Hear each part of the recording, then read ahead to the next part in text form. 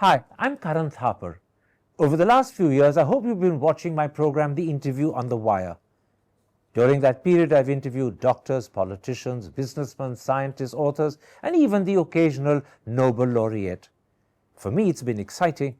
I hope it's been enjoyable for you. But these, as you know, are tough times, and if this program is going to remain bold, independent, and sometimes even defiant, then I think we need your support. At the end of the day, it's a truism, but editorial independence is best defended by the viewers. So if you would like this program to remain the way it is, forthright, outspoken, and interesting, then would you consider supporting us? All you have to do is to click on the description at the bottom. But more than anything else, I hope you will continue to watch the interview. Your viewership means an awful lot to me.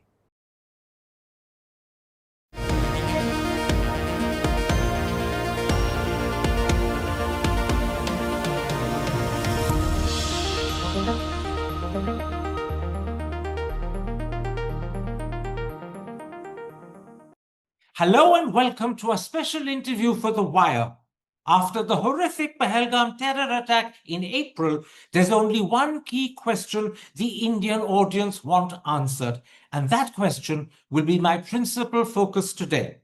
Why does Pakistan permit groups like the Laskhar-e-Taiba and the Jaish-e-Mohammed to periodically carry out terror attacks on India? My guest is uniquely placed to answer that question. He's a former Foreign Minister of Pakistan and Chairman of the Pakistan People's Party, Bilawal Bhutto-Zardari. Both his mother and grandfather were Prime Ministers of Pakistan. His father is the country's president. Mr. Bhutto-Zardari, there's one question that I imagine the whole of India wants to hear you answer, and I want to make that question the key focus of this interview. Why does Pakistan permit groups like Laskhar-e-Taiba and the Jaish-e-Mohammed to periodically carry out terror attacks on India? It's been going on for 3 decades.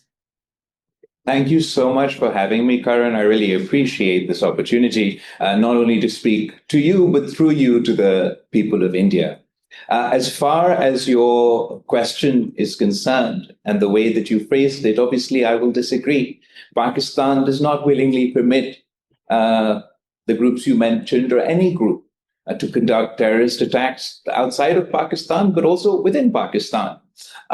We have, as you're well aware, faced the brunt of terrorism over the past many decades. Pakistan is fighting and has been fighting the largest inland war against terrorism. We've lost 92,000 lives altogether. Just last year, we lost more than 1,200 civilian lives in more than 200 different terrorist attacks. At the rate at which terrorist attacks are taking place just this year alone, if they continue at this pace, this year will be the bloodiest year in Pakistan's history.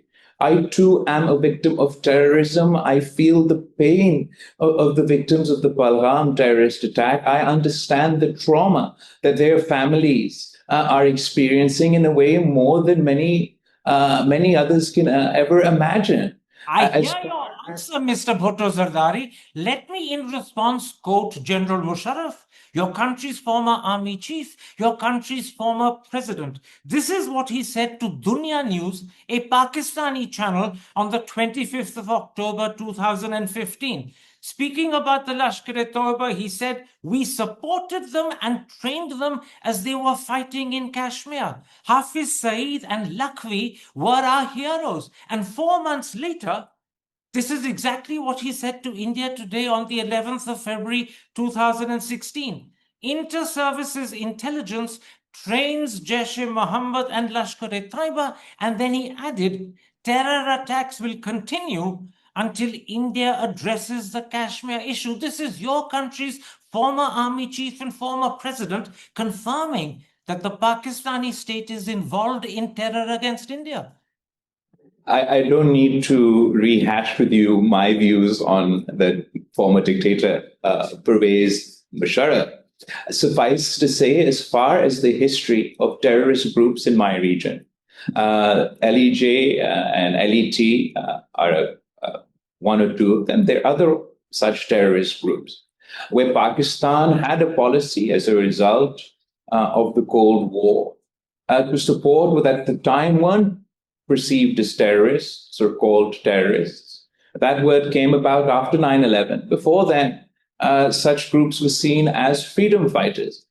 While the government, for example, in the context of Afghanistan and while fighting in the context of the Cold War, supported such groups within Afghanistan. Even at that time, mine and my mother's and my party's position was against this thought No, process. forgive me. I don't like interrupting you because it's not kind to interrupt you. But Allow me to finish. I'll get to the point. Allow me to put the history. Let me quote your father. He was president at the time when he spoke. I'm not. Can I just complete my? Can I just complete my? Can I complete? Can I? Karan, we're going to have a lovely discussion that'll hopefully last 35 minutes, but it'll only be possible if I'm also allowed to answer your questions. I promise I will. I'm not backing away from anything. I agreed to be part of this conversation because I believe it's important to talk to you, to talk to the people of India, and chart a way forward. I'm not from the same generation as you are, and I don't want to see my generation that actually forms the majority of the populations on both sides of the border to be trapped by the past. So I'm willing to discuss this question and address the past, and then I hope we can focus more on how we chart a course together. Permit me, Mr. Bhutto-Zardari, for a better future. As far as the actions of Pakistan. Your father to you, because this is what your father, and he was president at the time, said to the British newspaper, The Telegraph, on the 8th of July, 2019. Sorry, 2009. Let us be truthful to ourselves, he said, and make a candid admission of the realities. The terrorists of today were the heroes of yesteryear. And Karan, come on. Karan, excuse me. If this is going to be a one-way streak, I will, as many of your other guests have done, please allow me. There's no contradiction whatsoever. There is a contradiction because you were claiming that the terrorists were only... No, you never allowed me to complete my point, so you don't... Karan, this is going to be a very unproductive conversation if it goes like this. I must either clarify at the outset that either we're going to have this conversation, which can end pretty quickly, or we can have a meaningful conversation. The quote that you were trying to present to me as a gotcha moment from my father is completely in line with what I have been consistently saying. We're not running away from what the past is, but we must not be bogged down in the past and ignore the reality either. Absolutely, Pakistan in the past, not only Pakistan alone, Pakistan along with the international community and the dictator General Zia al-Haq orchestrated the jihadification of Pakistan as a society so that we could fight their war in the context of Afghanistan. But just a moment, it's not in the context of Afghanistan. That's what I keep disputing. I'm getting to that, yaar. आप मुझे बात करने दे. मैं उस पे पहुंचूंगा जरूर. चलिए आप फैसला करें ना मेरे सवाल के जवाब क्या है मैं वही कह दूंगा. मैं आपके सवाल के जवाब नहीं आपको बता रहा मैं ये कह रहा हूं कि you keep insisting it was in the context of Afghanistan and I'm pointing out to you that's the root. the context of India. I'm getting to that. भाई आप मुझे बात करने दे. I promise you आपको अपना जो आप चाह रहे हो मुझसे सुनना वो मैं उसी पे आ रहा हूं. जी बताइए. I'm just explaining the root कि कहां से आया.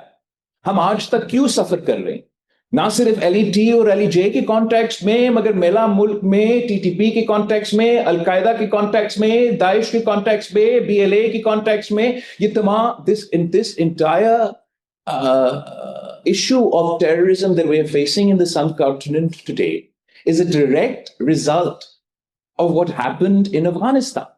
And I'm going to explain to you why.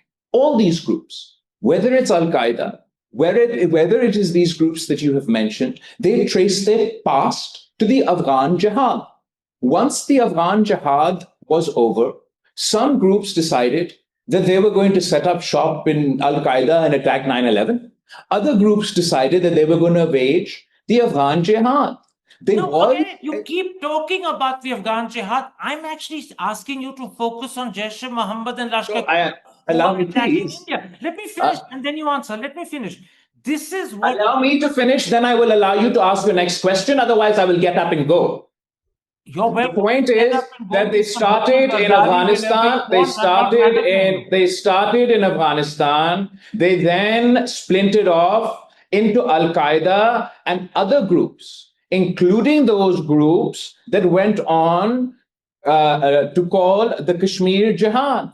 In that context, obviously, there were those in Pakistan's society, in Pakistan's politics, that did not oppose such groups. So you do accept that Pakistani groups funded and trained by the ISI were attacking India and Kashmir? You do accept that then? Pakistani groups or individuals who were from Pakistan were trained by the international community to conduct jihad within the context of Afghanistan. Like my father is saying, like many have said, this is the past, this is what happened in the past. Then Pakistan went through an entire process, and that process India is ignoring. No, forgive me. You haven't stopped the attacks on India. Let's come to the most recent horrific attack in Pahalgam in April. You went around the world claiming that Pakistan was not involved. Let me give you one solid reason that proves Pakistan was. Within 45 minutes of that attack happening, and before anyone in India knew it had happened, the Resistance Front, an offshoot of the Laskhar-e-Taiba, which is a listed US and UN terrorist organization, claimed credit.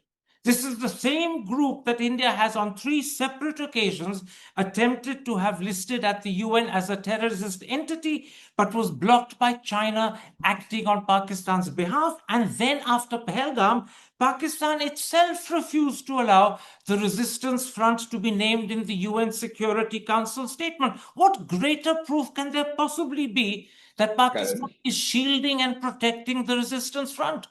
Karan, you haven't allowed me to answer the first question. The point of the matter is, we've talked about the past. Can we talk about the present also? But we are. And what has happened? In April. What happened post the statements of dictator Musharraf and the statements of President Zardari? Pakistan went through a process where we not only took military action against terrorist groups within Pakistan, various terrorist groups within Pakistan, including the terrorist operation that was started in my father's government after the assassination of Sheikh Mohtamma Benazir Bhutto in South Waziristan. Then in the following government in North Waziristan, we implemented a national action plan. As far as our actions against the groups of concern to India, most recently, we went through a rigorous FATF process where the international community endorsed for Pakistan's actions against said terrorist groups. Mr. Bhutto-Zardari, if that was meaningful. No, you have to let me... Excuse me, I haven't completed the point. So the international community endorses that Pakistan took actions against said group. India claims... What the international community is not aware of... International community is very well aware. The FATF is a very rigorous process that continues, that has a complete monitoring mechanism. So it's not like you can hide from the FATF. And as far as the Pahalgam attack is concerned, the Indian government claims that Pakistan was involved. You are not giving sanctuary to terrorists. How do you account for the fact that Hafiz Abdul Rauf, a senior leader of the LET, head of the Falah Insaniyat, and a US designated global terrorist, was photographed leading funeral prayers after the Indian strike in Muridke in May? And we will put that photograph on the air as you answer, because everyone can then see Hafiz Abdul Rauf. Karan, I'm going to continue to answer the first 2 questions that you've asked me. And if you don't, I'm going to continue to answer the first 2 questions that you asked me, and then I hope I'm able to get on to the third question. It's because you can't answer the third question that you're avoiding it? That's my question to you. No, why are you avoiding my answer to the second question? Is it because you're trying to cover up the fact that your government is lying? No. I'm sorry. Your second question was on the Pahalgam terrorist attack and the Resistance Front. You went straight on to this question without allowing me the opportunity to answer the second question. So I'll take this opportunity first to answer the second question and then answer your third question. We're not currently engaged in a war, Karan. if you would like to actually for this interview to be beneficial, I understand that it's difficult in your media environment to sit on a show with a Pakistani, and I commend your bravery in that context. That's not an answer to my question. If you were going to overcompensate by hyperventilating about every question, then this conversation is not going to be productive. Now, if you're not answering, Mr. Bhutto-Zardari. Question two, I'm going to go back to question 2, which was about the resistance front and I hope you answer it. And the Pahalgam terrorist attack. Your government's claim is that Pakistan was involved in said attack. As you're aware, immediately after that accusation, the Prime Minister of Pakistan publicly stated that Pakistan is willing to be part of any impartial international inquiry into the incident because our hands are clean. We had that sort of confidence. It was the Indian government that rebuffed that offer. As far as the resistance front's claim for this attack and subsequently stepping back from such a claim, as far as Pakistan's actions at the United Nations, the way that does not justify any form of involvement in a terrorist attack. Let's be fair. Oh, please, Mr. Bhutto-Zardari, why then were you not prepared to have the resistance front named? Why? I'll get to that. To block the naming. Breathe करे आराम से मैं आ रहा You are very good at It's all right. Try and breathe. Okay, as far as the Pahalgam terrorist attack is concerned, that Pakistan has been willing to be part of an impartial international investigation. Your government refused that. To this day, the Indian government has not shared with Pakistan, with the international community, with the Indian public, that who exactly are these individuals that were involved in this terrorist attack that are from Pakistan? Why are they not famous? Why don't you know their name? Surely, if these are cross-border terrorists that started from Pakistan, crossed into Indian-occupied Kashmir, and then managed to travel so far in, this is the age of scientific technology. This is the age of satellite information. If it was true, Pakistan was involved, and let me point out to you that if Pakistan was involved, then you would know all that information, and the international community wouldn't know. I mean, that's the answer to this question, right? You're still not allowing. Why? See, it's very uncomfortable for you that I point out the truth to the Indian public that they have been lied to.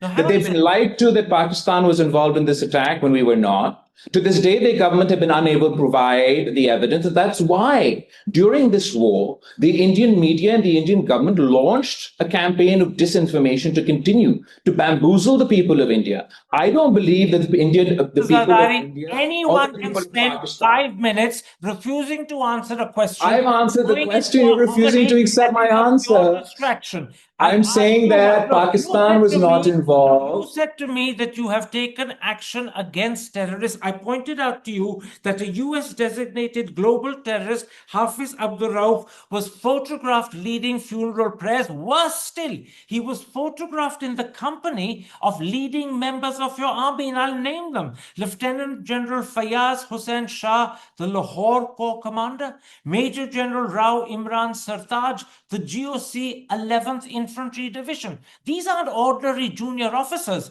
This global US designated terrorist was in the company of some of the most senior members of your army, and you're telling me that you've taken action against terrorists? These people first of all, walk your country, and the actions against terrorists are a matter of record as endorsed by the FATF as an organization. In accordance with that program, Pakistan has taken action across the board against LET and JEM. Pakistan has filed more than 2,645 terrorism financing cases, arrested 2,727 individuals, 549 persons have been convicted. Over 2,000 individuals and more than 80 organizations have been prescribed under the anti-terrorism laws. low and mid-tier members of LET and JEM in accordance with the FATF program who were willing to surrender were de-radicalized through formal rehabilitation efforts that we've also used in the context of the TTP and other groups. As far as the individual you're referring to is concerned, I am unaware which individual this is. But if there's the individuals that we require to take legal action against and arrest, we have done. The individuals that we... No, even they are wrong. That's not true. That's not true, Karan. Then let me prove it to you. Let me prove it to me. You recited a list of the people you've taken action against and convicted. When it comes to the best-known Pakistan group terror attack on India, the Laskhar-e-Taiba attack in Mumbai, you've done absolutely nothing. Yet that is what your media wants you to prove. Government wants you to believe. Mr. Bhutto-Zardari. That's what your government wants you to believe. Tariq Khosa, the former Director General of your Federal Investigation Agency, writing in Dawn, your newspaper, in August 2015, confirmed that the entire attack on India was planned and launched from Pakistan. General Mahmood Durrani, your former National Security Advisor appointed by your father when he was president, confirmed that Ajmal Kasab, the terrorist India headquarters, was a Pakistani citizen. Western intelligence agencies recorded the Pakistani handler telling the terrorists in Mumbai precisely what to do. And America has convicted 2 people, David Headley and Tahawur Rana. Yet not one person, not a single solitary person has been convicted in connection with the Mumbai attack by Pakistan. That long list that you recited falls flat when we look at what happened in Mumbai and Pakistan's response. I really relish the opportunity to be able to break some of the preconceptions that exist. As far as Hafiz Saeed is concerned, the founder of Laskhar-e-Taiba, he has been sentenced to 31 years in prison for terrorist financing in April 2022 by Pakistan. But not for the Mumbai attack. As far as the Mumbai attack case is concerned, it's absolutely true that that case is still sub judice. The frustration that the courts and that the Pakistani government and legal system is having with achieving a conviction is that India is refusing to participate in the trial and produce the witnesses necessary to record their statements. That is not true. I have to interrupt you. That's not true, Mr. It is true. India was very happy for its evidence to be given by video. Sir, that's where in the law. That is purposely obfuscating. You may be wanting to come by a video link. There's no space within Pakistani law to make this special exemption. We will be unable to progress towards a conviction if you do it through video link.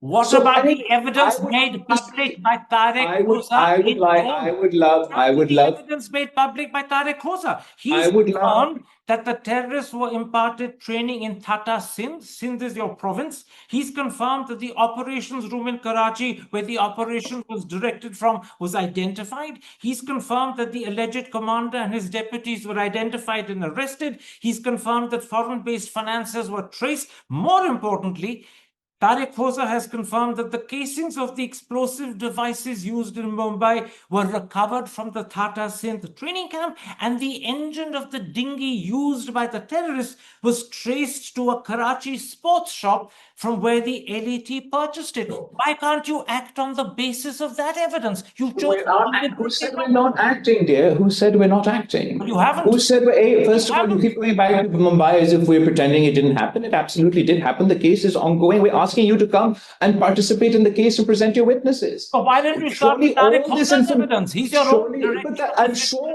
I am obviously not aware of the day-to-day sort of proceedings. These evidences were from Tariq Khosa or anybody else is happy to be part of the case. But surely you understand, without the presentation of witness testimony, it will be difficult to achieve a conviction. Like you, I share the desire to conclude this case with the victims of Mumbai to see justice in the court of law as well. And therefore, I appeal to you that we need to work towards a place where Pakistan and India have that sort of relationship again, where we have that sort of cooperation, that we can deliver justice to the people of Mumbai. But while you cite Mumbai, I must remind you of the Samjhota Express attack that took place in 2007, where 40 Pakistani citizens lost their lives on Indian soil. Not only have you been unable to achieve a conviction, a confessional statement was retracted and the people involved committed.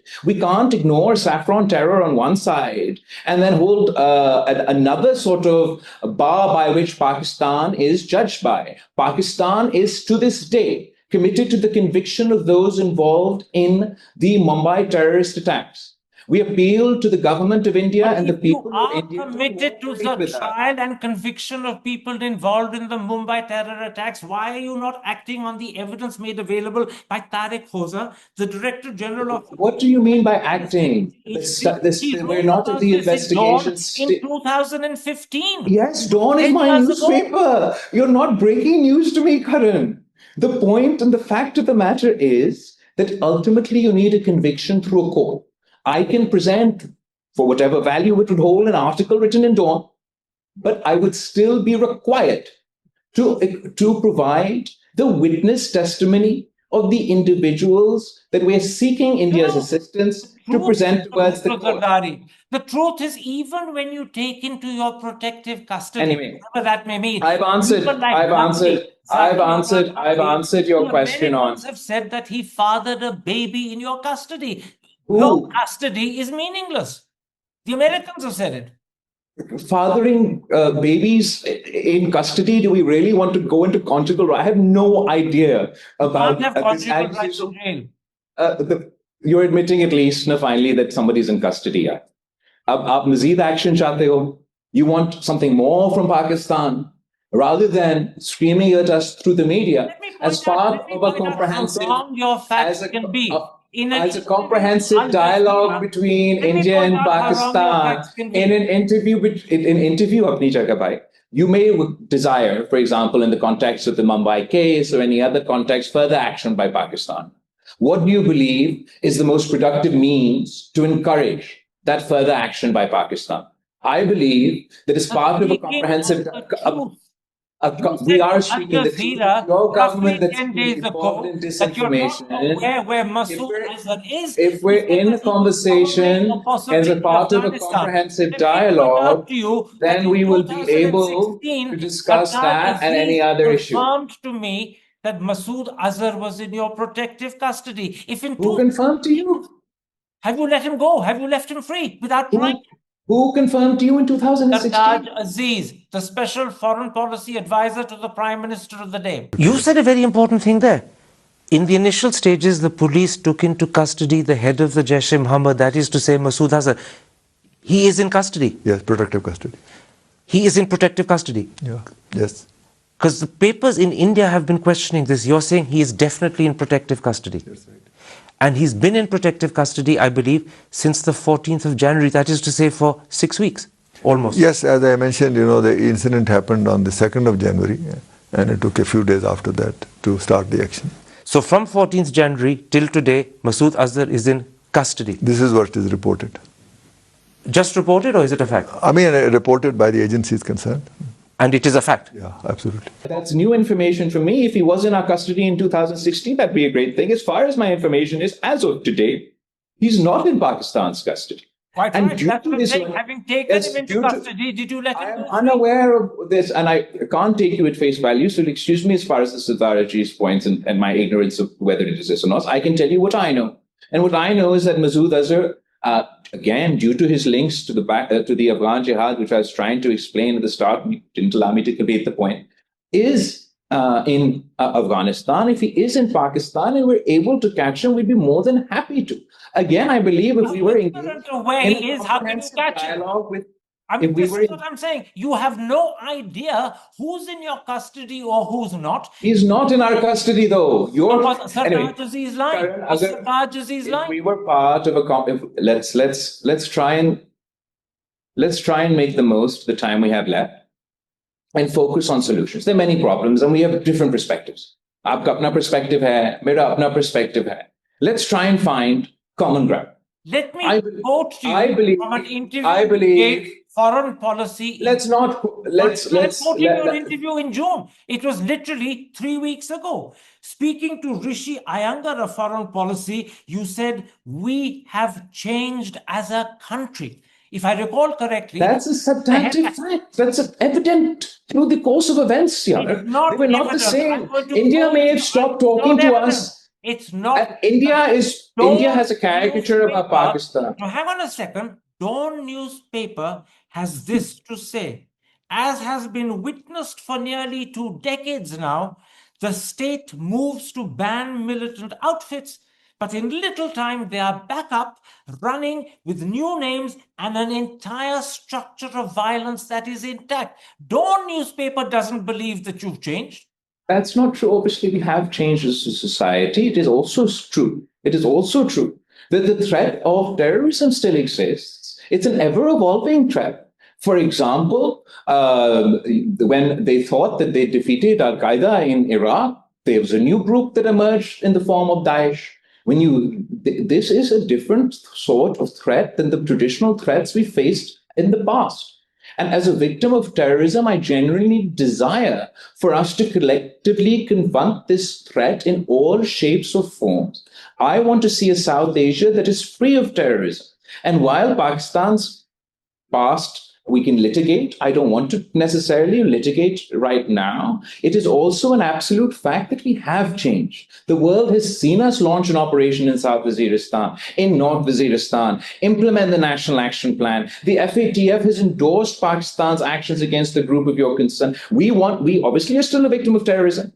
There's still terrorism taking place in Pakistan today. It's not just you that claims Pakistan has changed. Khwaja Asif, your defense minister, in an interview to Yarda Hakim of Sky News claimed, and I'm quoting him, Laskhar-e-Taiba doesn't exist in Pakistan anymore, it's extinct. The truth is, absolutely, it is in the context of. It's transformed into the Pakistan Markazi Muslim League and the Jammu and Kashmir United Movement. It's changed its name, but it still exists. And by the way, its important leaders, Hafiz Saeed, Zakir Rahman Lakvi, Abdul Rahman Makki, and Sajid Mir are all in your government's protective custody, yet not one has been tried for what happened in Mumbai. So on both counts, that it doesn't exist, Khwaja Asif is wrong. You're wrong when you claim your country's changed because Dawn doesn't believe you. And the people who've been arrested have been arrested for financial crimes, not one for a terrorist attack on Mumbai. That's my point. Karan, when the defense ministers say they're extinct, it's because of the action that we've taken against them, again endorsed by the FATF. I know that you don't believe that the FATF exists, but it accepts our action. So let's go where the international understanding is rather than your localized biases. As far as re-emergence in the form of other splinter groups, this is a reality all over the world. That's why it's an evolving threat that we continuously have to face. As far as the Pahalgam attack, that wasn't related to us. Prove that it was related to us. If you claim that these are splinter groups, why aren't you acting against the splinter groups? We are acting against all splinter groups. Pakistan Markazi Muslim League. I explained to you against the Jammu Kashmir United Movement. If you claim that they are splinter groups and you're aware that they are splinter groups, I did explain to you. Why aren't you acting against them? As far as the LET is concerned, their leadership is concerned, it's funny how you call it protective custody when they're in custody. They've been convicted. For what we've been able to convict. Masood Azhar was taken into protective custody and then was let go. You today claim you don't even know where he is. We've managed to satisfy the international community as far as our action against these groups are concerned. But I ask you, Karan, that terrorism is still a threat today within Pakistan and within India. You have your perception and your perspective. Pakistan has a long laundry list of terrorist attacks that have taken place in Pakistan with the backing of India. I can present those facts to you. You're well aware that Kulbhushan Yadav, a serving military officer of India, was caught in Balochistan. We can play this tit for tat.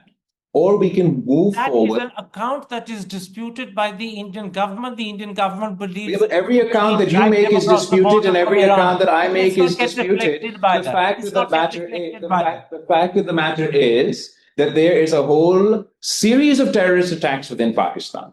Most recently, the Jafar Express attack that can be directly linked to the facilitators in your intelligence agency. We can go back to the Johar attack. Give me, there that is isn't a directly shred linked of to evidence India. that links the Jabbar attack to any Indian agency. Oh, there's far more. There's Hillary far more Clinton said. evidence. Don't There's far forget more what Hillary evidence Clinton that said. She links said, the you can't Jafar keep attack snakes in than your the Pahalgam backyard and attack. expect But the what I'm president trying to tell you, bite your neighbors. I'm saying to you that you're suffering. what I'm trying to tell you, we have I'm no interest in deeply biting our sympathetic. neighbors. I don't want to be brutal, but that terror is of your own making. The terror is not of our own making. This is an international phenomenon, the roots of which I've explained to you. Whoever is making it is, I don't want that my generation has to suffer at the hands of these terrorists. And I believe that at the moment, the decisions taken by your government are not facilitating the further safety of your people or of my people or furthering the cause against terrorism. I believe by politicizing the issue of terrorism, we are unable to tackle it efficiently. I'd like to see the day where India and Pakistan have engaged in a comprehensive dialogue, which should also include the issue of terrorism, so we can collectively combat this menace. That is my point of view. Are you confirming to me, Mr. Bhutto-Zardari, even if you insist that your country has changed, are you confirming that for years, if not decades, the Pakistan state was involved in terror against India? That what General Musharraf said was correct? That what everyone in India and the world has believed is correct? Because it's not just General Musharraf who said it. President Trump has accused Pakistan of lies and deceit. In 2018, he said they give safe haven to the terrorists we hunt in Afghanistan. In 2020, the White House said there is urgent need for Pakistan to take immediate, sustained, irreversible action to ensure that no territory under its control is used for terrorist attacks and to expeditiously bring to justice the perpetrators of 2611 in Mumbai and Pathankot. And President Biden in 2022, as a result of all of this, said Pakistan is one of the most dangerous nations in the world. It's not India alone that says you're the epicenter of terror. The American government has said it repeatedly.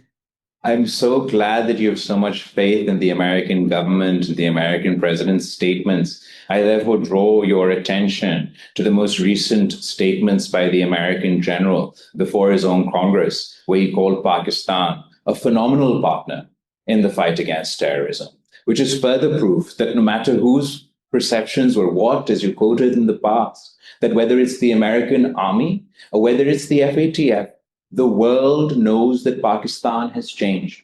I believe. Really? Where was Osama bin Laden found? Your father was president at the time. Where was Osama bin Laden found? You're smiling, but you remember where he was found. I believe that it's in India's interest to also acknowledge that Pakistan is not the caricature that they faced in the past. Osama bin Laden, everybody knows where he was found. But the fact of the matter is that what did David Petraeus say? That this was a collective intelligence failure of all those involved. What was the American government's, their investigation into what they found at Osama bin Laden, when they caught Osama bin Laden and all the things they took away from him? They concluded that there was no link between Osama bin Laden and anyone in the Pakistani state. Why the doctor who helped the Americans trace him has been held in custody without trial by Pakistan for a decade. I've addressed your concern about why Osama bin Laden was in Pakistan, how the US government and their own generals believe this was a collective intelligence failure. As far as Mr. Afridi is concerned, there are local laws that apply. As much as one may wish that cooperation with the international world outside the realm of those laws don't have consequences, they do. But Karan, we're getting very far along in this interview. My team is standing up about what we have to lead, and I'd be very frustrated if I ended at just this no. I No, believe absolutely. I will endorse what you say when Let me you just say that well, you've been let me just quickly. cooperating I have to. I fighting have to. terror I as have to far as conclude. American attacks are concerned. Sure, We sure. No, no. certainly stand by Let's not terrorists in distinguish. Look, you've America. asked But those as questions far as up. India is Karan, concerned, where the terror attack from Laskhar-e-Taiba and Jaish-e-Mohammed is most frequently felt, you've done nothing, absolutely that's nothing, not to bring okay. those terrorists to Two justice. things. Two things. I really must. A, I want to conclude this question, and then I do want to talk to you a little bit about what's the fate of our two countries, and if we're stuck. Every generation is stuck in the past, and also Soviet. As far as Laskhar-e-Taiba and Laskhar-e-Jhangvi is concerned, these are groups of concern to India and also groups of concern to Pakistan. I've repeated ad nauseum that the international community has endorsed the action that we've taken against these groups. You're not satisfied, all well and good. In the past, we've also coordinated with India. At the last comprehensive dialogue that I'd like for us to have today, at the last comprehensive dialogue that was taking place in 2012, Pakistan did share information with, in fact, we come to an agreement where we were to share information with India as far as LET and LEJ was concerned, and they were to share information with us as far as BLA and the Majid Brigade and those such groups are concerned. And Pakistan did share information with India that led to that about individuals who were attempting to cross over and conduct terrorist attacks within India. India was able then to act on that intelligence and take action against them. Unfortunately, that information was then leaked to the press and resulted in a backlash in Pakistan. The points I would like us to get to that point again today. And while you may not be satisfied, the people of India may not be satisfied with the action that has been taken. How do we get to a point where you are satisfied? And I believe that's only possible if India and Pakistan engage in a comprehensive dialogue where we're able to get to that point where we can cooperate, because ultimately cooperation is the only way that we can tackle things. And we will get Let's to conclude. that point Let's if conclude. Pakistan Let's changes conclude that. its attitude and allows for a start, the resistance front to let's be named conclude. in the UN Security Council statement. Why protect I would. what is clearly an Can I organization ask? Can I that has ask? claimed credit itself? Karan, as far as the resistance front is concerned, again, I'd love for us to get to the point where we have that level of cooperation, where even though Pakistan isn't a permanent member of the UN Security Council, we'd actually lobby with India to have groups of concern of India to be designated as terrorists by the UN Security Council. Similarly, I put it to you that why is it that India frustrates or uses its allies to frustrate every attempt that Pakistan has made to list the Majid Brigade and the BLA at the United Nations? I don't think that this has a broader connotation that Pakistan has opposed one and India has opposed the other. It's the fact of the matter is we're doing a tit for tat. And I would like us to be able to step back from that and work towards a point where India and Pakistan are engaged in a comprehensive dialogue. You are aware that I'm saying this, despite the fact that your prime minister and your government is threatening to cut off the water supply to 240 million people of Pakistan, to starve the ancient Indus Valley civilization, our shared cultural history and heritage. This goes against everything it is to be Indian. It goes against the philosophy of Gandhi. It goes against all we've been taught about a secular India. It means and it demonstrates that India, I don't believe that the people of India believe in collective punishment and starving and causing you have absolutely every right to raise your concerns about India denying water, which it hasn't done as yet. It's only threatened to do. But even threatening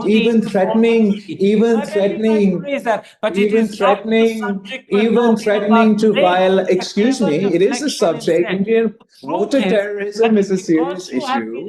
Just threatening about Laskhar-e-Taiba and Jaish-e-Mohammed that you're deflecting. But I have answered your questions about Laskhar-e-Taiba and Jaish-e-Mohammed. I've answered for the entire course of this interview, whatever you've asked me. Not one person. Now, but you've been former army chief. I've answered every question. President has told TV in your own country, we supported. I just want to tell the people of India that they must avoid disinformation, hate mongers, it is easy for this generation to talk about war and tell you that every Pakistani is a terrorist, every Pakistani is your enemy. That is not every true. Pakistani We is a want terrorist. peace. But We the can talk Pakistan together and state sort out all uses our terror issues. as There a are people like policy. this sitting on the screen who will always push you towards hate, who will always say that we are your enemies. But I don't believe that the people of India and the people of Pakistan are destined to be enemies. I don't want to damn the people of India and the people of Pakistan, not very least the next generation, to fight generation after generation over Kashmir, to fight generation over terrorism, and to fight now generation over water. I am a victim of terrorism. I want to see an end to terrorism. The Indus Water Treaty, just the On threat of that cutting off the note, Indus where Water we Treaty is a completely agree, violation of we the both want to see an end to UN terrorism. Security Council. It's I a hope violation your of government international will law. live up Let's to that save the Indus sentiment Valley and act civilization. against Let's save the those who Sindhu. level their terror Let's against save the India. Sindhu River. I Let's thank you, defeat Mr. Zardari, for terrorism. the time you've given me. I thank you for having listened to my questions. I thank you for having exceeded the allotted 35 minutes by 8 more so that we could complete this interview. Take care. Thank you so much, Karan. I hope that the people of India, particularly my generation, get to live in peace side by side. It's far easier for the older generations to talk of war, to be stuck in the past. But now, when younger generations like myself make up the majority of the subcontinent, I have faith in them that we will chart a new destiny for our people. Thank you so much to that, Mr. for affording me Bhutto-Zardari. this Amen opportunity. to that. We all hope that we can chart a new future. Now, where all people hope who is a are once brothers and citizens of the same country can live together as friendly, amicable neighbors. We hope that happens soon, and those are the best words on which to conclude this interview. Absolutely. Thank you so much. Hi, I'm Karan Thapar. Over the last few years, I hope you've been watching my program, The Interview on the Wire. During that period, I've interviewed doctors, politicians, businessmen, scientists, authors, and even the occasional Nobel laureate. For me, it's been exciting. I hope it's been enjoyable for you. But these, as you know, are tough times, and if this program is going to remain bold, independent, and sometimes even defiant, then I think we need your support. At the end of the day, it's a truism, but editorial independence is best defended by the viewers. So if you would like this program to remain the way it is, forthright, outspoken, and interesting, then would you consider supporting us? All you have to do is to click on the description at the bottom. But more than anything else, I hope you will continue to watch the interview. Your viewership means an awful lot to me.